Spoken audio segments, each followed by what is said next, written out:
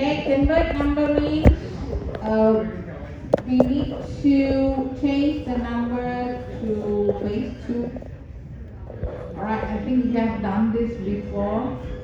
Yeah.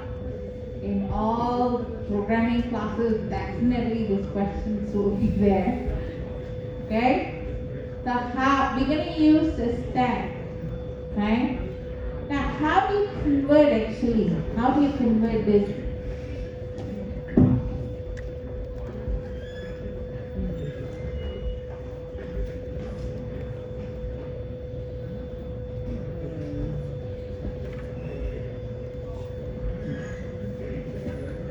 Alright, let's try this whiteboard.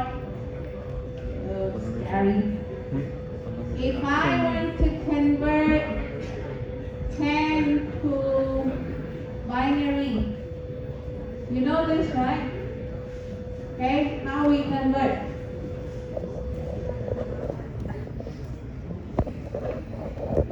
We convert like this. Yeah? Okay? Maybe we can convert like this. Okay, what we do? Here what we write? What is this? This times this. You have to get this. The difference you write here. Correct? Okay? So 5, 10, difference. Remainder lah. Remainder lah. Okay. Now this one. How much? 2. Okay. So remainder. Okay. Here. 1. Remainder. Okay. Here. 0. Remainder. 1. So now pay attention on the word remainder. Right? So remainder. Okay, now how do I read? Read this way or bottom up? Okay, how do we read? Alright? Now, so your answers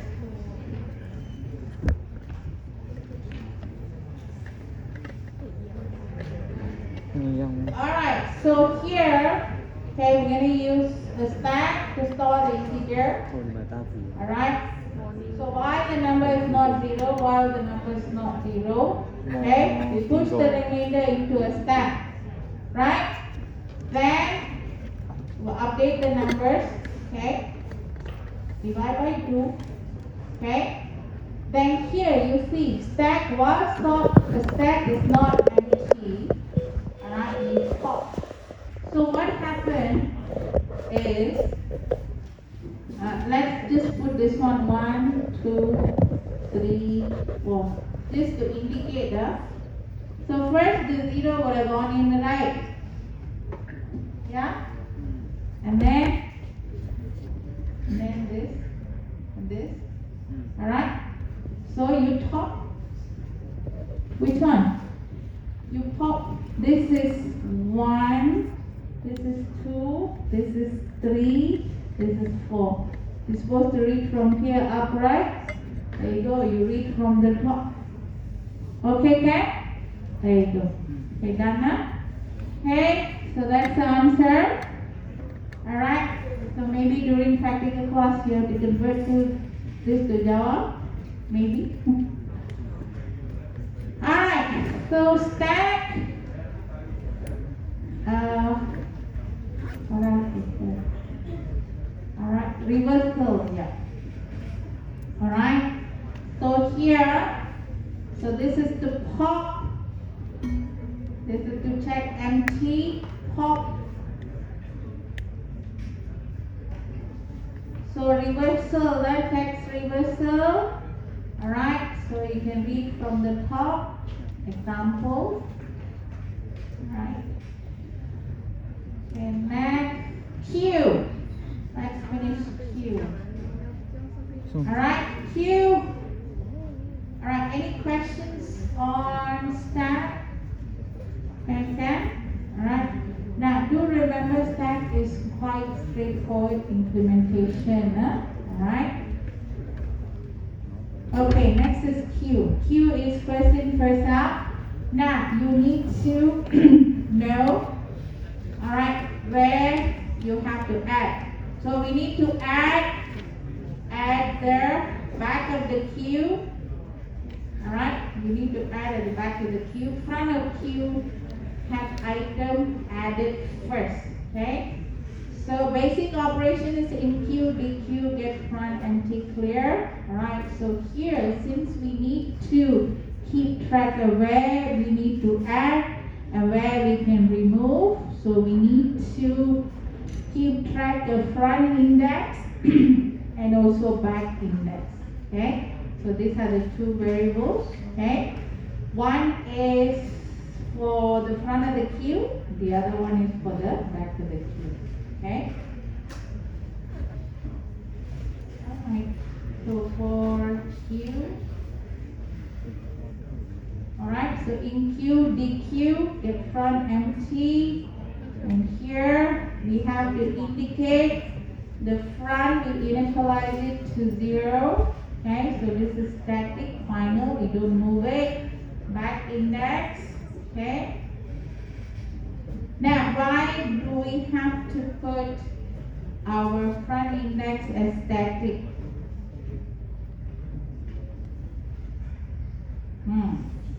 Alright. Okay, now let's see why. There are three variations of Q. We can have a linear array with a fixed front. When we say fixed, means you cannot change your front. Your front will be equal to index 0. Okay? Then we have her linear array with a dynamic front. That means your dynamic, the front index can move. Okay? And finally we have circular array. Okay, so let's see. First one. Okay, this is fixed. Alright? So your front of the Q is fixed to Q0. So ours is fixed to 0. Alright? Alright, fixed to 0. Okay? Now, the back index initialized as -1, indicating as a empty Q. Now remember, when there is a -1, it's always something to do with the empty list, empty stack, empty queue, right? Okay, now how do you add into the fixed front?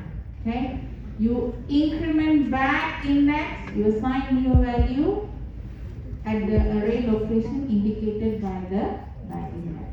Okay, now let's take a look at it. Okay, here. This is in Q.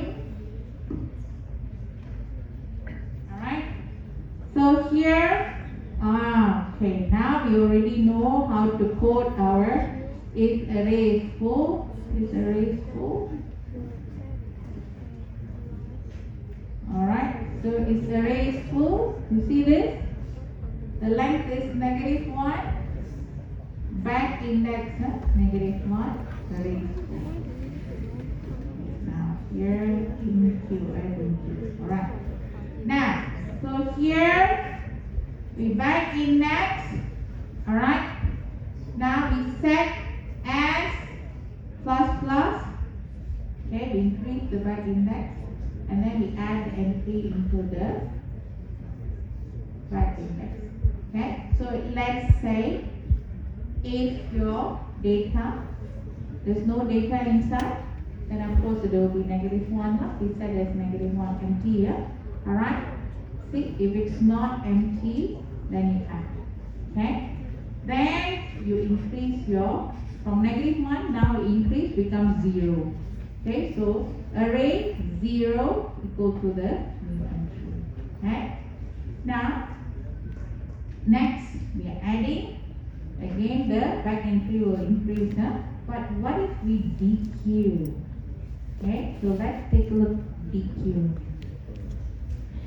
Alright, DQ assign entry at the array location 0 to temporary variable shift entry from array location 1 to the back index, one step forward, the front of the array, and you decrease the back index.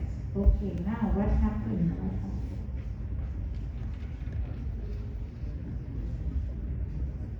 Okay, so what we have to do?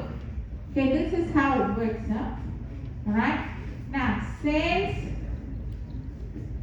okay, this is a queue, okay, this is fixed front index. So let's say right now this is the back index. Alright? So if I want to remove this, so now what we have to do? I remove this already, I return it. Now can I move this index here? Fixed, isn't it?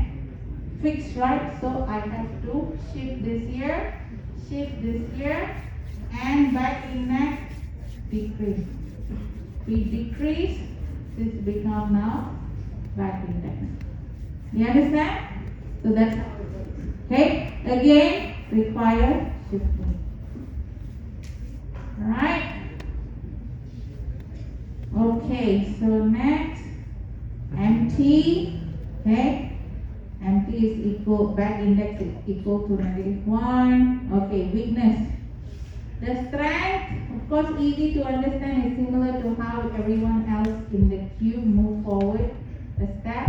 DQ operation is insufficient. The overhead incur as must shift entry each time we remove an entry. Okay? We have to do the shifting each time the entry is removed, we have to shift. Okay? What do you think the solution for this? Okay? Right? So, what is the solution for this? This is my front index, this is my back index. Instead of shifting, what I can do? What can I do? Okay? Because I have to shift 2 items in. What can I do? What can I do on class? This is reference only, right? Can I move the reference to here? Reference only. So it's easier. So when I do that, it becomes dynamic front. Alright? Dynamic front. Okay? So that is your dynamic front. Now, what happened with the dynamic front? Okay? When we assign the value, this is my front. Okay? So say this is my back index. Okay? I'm removing 3. Okay, remove. And then I move my reference to the next index. Okay? Easy. Okay, easy? Alright? Now, anything happened to my back index? Nothing happened to my back index. I don't have to change that. Okay? Now I remove 4. Remove 4. Okay? Now I shift here. Okay? Okay, fine. My front is there. Okay, no need to shift. Now I want to add a number. Can I add? Can I add? Can I add? Say this is my size, my array. Only 4 place, 4 length. Can I add now? I'm already at the back. Cannot add anymore. Hey, but I do have space in front. It's wasted, isn't it? Alright? So your fix also has some problem. Your dynamic front problem is that you will have in a situation when you remove, alright, your data, right, your front space are available, unused. Okay? That is one of the issues. Okay, so this way look. So we call it as a right word drift. Okay, the problem is right word drift. There is no shifting, yeah, very good, but it's just that you will have a rightward drift. Okay? So empty location is there, but you cannot add. And because of that, we want to use a circular queue. Now circular queue, what we do, okay? We move the front. It's a dynamic. Okay? Now I already backed up my queue. I want to add data. What do?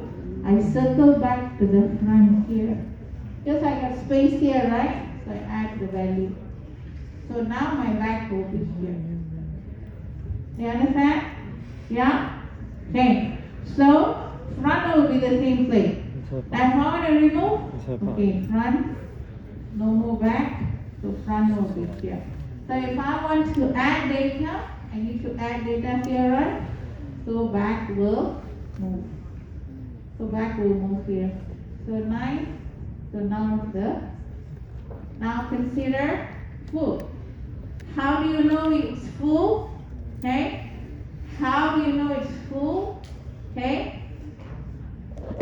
Alright. So the full, if you want to know whether your array is full or not, is a circular array that represents a queue when it's full. So this is when it's full. Alright. So your back and your front index. Check your back index and your front index. Okay. So this is your front index, back index. They're next to each other. Alright. So that indicates full. Alright. Okay.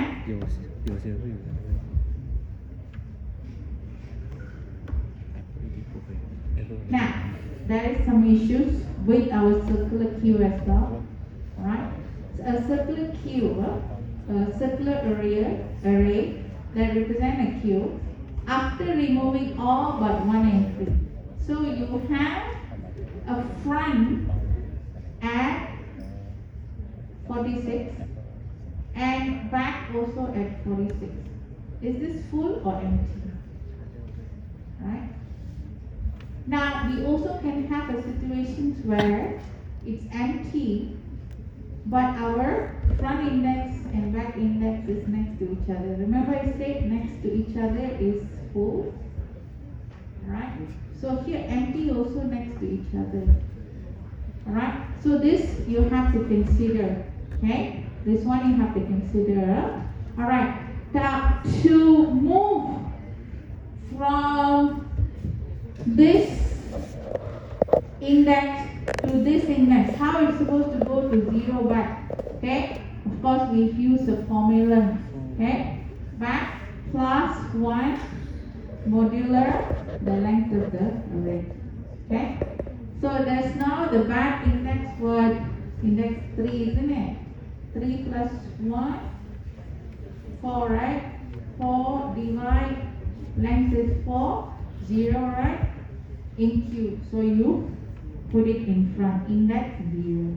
Okay, got it? Yeah, the rest of you following? Okay? So we have to use this formula. Alright. Okay, so this is basically the implementation for Q. Alright, the weakness is very, I told you just now, even though there's no rightward drift, the problem is to how to detect whether the queue is empty or the queue is full. Alright, so this is what you have to solve. Alright, so what we're going to do is that we're going to take a look at how we can solve this, how we can determine whether the array is full or the array is empty. Okay, so solution, use a counter to keep track of the total entry. Alright, empty means counter is 0. Alright, full means of course counter is equal to the length. Or you can leave one space vacant in between front and back. Okay, so if you leave a gap, then you know there is a full. Alright. Okay, so this is the example last given. Alright. Okay, so for doubling the array for Q, alright, especially for your circular queue, alright, So you need to take a look at this, double the size of the queue, how you copy your data. So here, this is back. So if it back means it must piggyback to the here, back. Even though it's in a circular, you must bring it back here. Alright, so now we have list array implementation. We have stack array implementation. When it comes to queue, we have three types.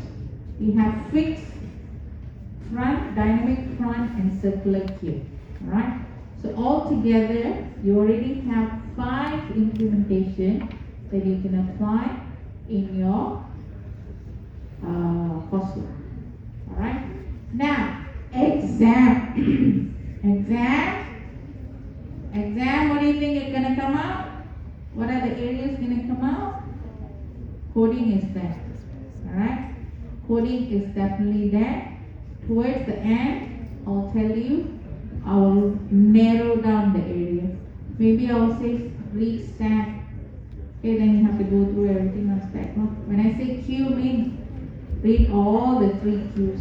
Okay? Alright, Kat? Alright, so queue, circular queue. Alright, is there a circular queue? Yeah, circular queue. Alright? Circular queue, we use the formula. Okay? So circular queue, normal queue, in queue, right? In queue. Okay? So we just have to make sure we check our index, back index. The rest are the normal.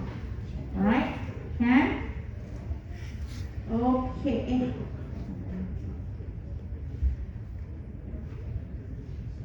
Alright, now iterator. So very quickly we go through iterator.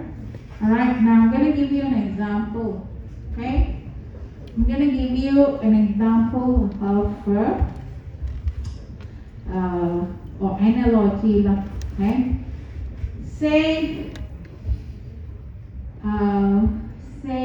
you applying for scholarship.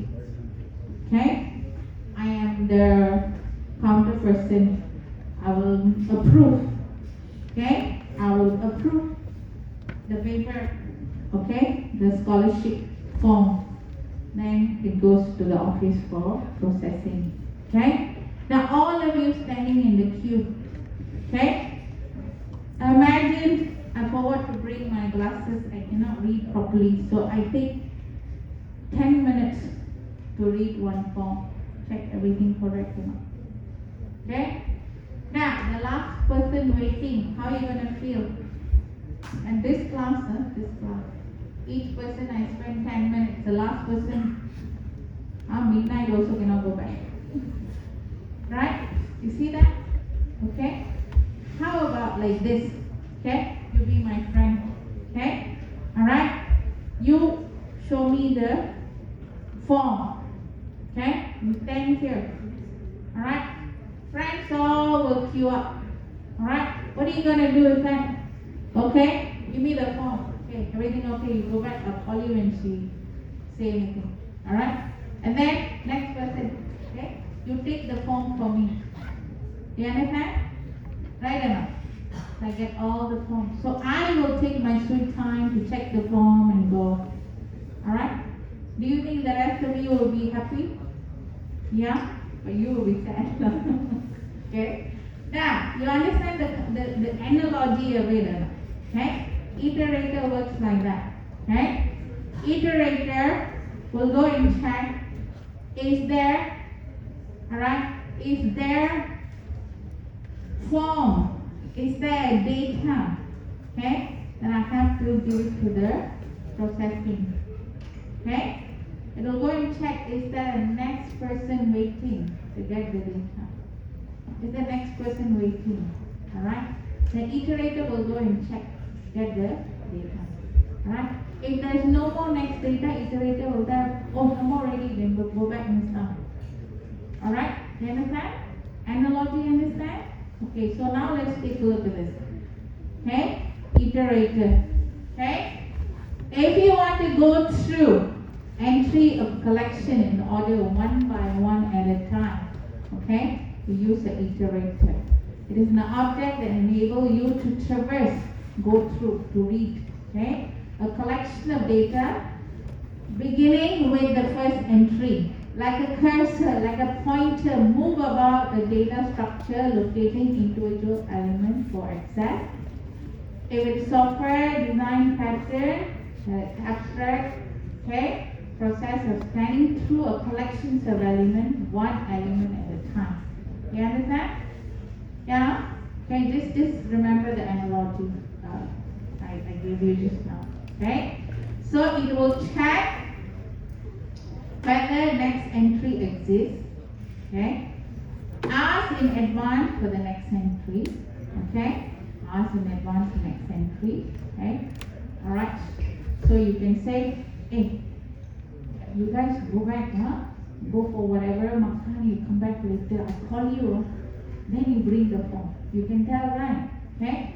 So ask the entry to come. Okay? So give a reference to the current. So you're going to say, teacher, this is the current form you have to process. Okay? And modify the list as you traverse.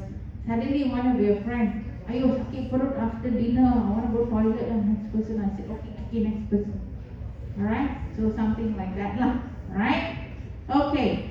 So this is the interface you have to create for iterator. Alright, we can use it for list, stack and queue. Alright, it has these three methods, three headers. Has next, next and remove. Okay, has next to check if there is a next entry. Next means the next person, the next entry. Advance the iterator to the next entry. Remove means in case that's it, we remove the entry. Like sakit perut already, right? Remove the remove. Okay. Alright, so this is the method and this is the code. Alright, so for queue, alright, for queue implementation, so we put it in the header. It's an inner class, so we have to include in the queue implementation. Inside the queue implementation, we add another method for the interpreter. Iterators. So here I indicate the next index. This is one method. Has next. We're just going to return whether the next data is less than back index. Back index is already the end, right? Okay. Alright. So that if there is has next, we are calling this. Alright. Entry. This is the data, okay, whatever element is, you put it inside here and you return the element. And then you advance the iterator to the next element in the queue or list or step. Okay? There you go for that. If there is no more, then you just return none. Okay? Okay, so this is how they declare. So you use a get iterator. Alright. So let's take a look at the sample code before we go. Okay.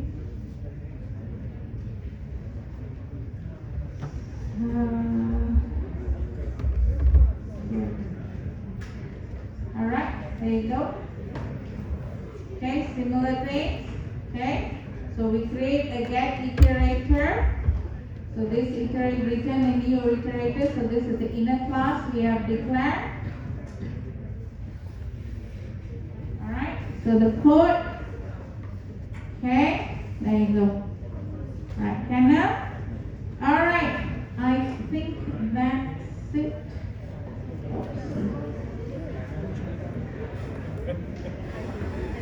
Alright, now, important thing, implementing list, stack and queue using array. You must know the weakness and the threat plus the efficiency. Okay? That's it. Any questions? Hey, can you do this or not? What is this now? Come on, do this. Okay? At least for your ADT questions. Alright? Alright. question that